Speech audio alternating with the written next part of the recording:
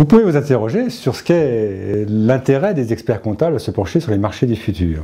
Et pourtant, les experts comptables, leur finalité même, c'est de s'intéresser à des entreprises qui vont créer des emplois, des entreprises qui vont s'attaquer à des marchés. C'est pour cela que l'ordre des experts comptables a pensé qu'il était intéressant de réfléchir sur le long terme à l'évolution des différents marchés, à savoir si effectivement tel ou tel secteur d'activité allait se développer, si tel ou tel secteur n'allait pas donner naissance à d'autres entreprises. Donc finalement, pourquoi les experts comptables s'intéressent au marché du futur?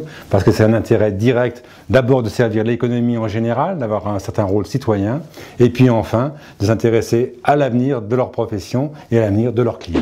Donc cette étude sur les marchés du futur, qui a été réalisée par l'Ordre des experts comptables, est une mise à jour de l'étude qui a été réalisée précédemment sur les années 2008 à 2010. Nous avons mis en évidence 7 grandes tendances. Pour chaque tendance, on a dressé une liste des métiers qu'elle a contribué à créer ou à impacter.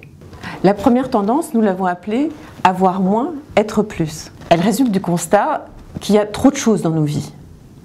Donc, on observe une tendance à la simplification des formes, des objets, un retour à l'essentiel. La deuxième tendance, tous créateurs. Derrière ce concept, la personnalisation des produits, le besoin de faire soi-même et la transformation d'objets existants. Élixir de longue vie, la troisième tendance, qui recouvre à la fois l'accroissement de la place des seniors avec des services et des loisirs adaptés, et également l'omniprésence de la santé. La quatrième tendance, mise à nu, transparence. Derrière ce terme se cache la chasse au superflu, une reprise du pouvoir par le consommateur et une grande exigence de transparence. La cinquième tendance, c'est le retour au savoir-faire, aux traditions qui s'exportent, même en Chine. C'est une recherche à la fois de qualité, de durabilité et d'authenticité. La sixième tendance, Dame Nature. C'est en fait l'écologie plaisir. C'est l'innovation en technologie qui crée à la fois du désir et du plaisir chez le consommateur.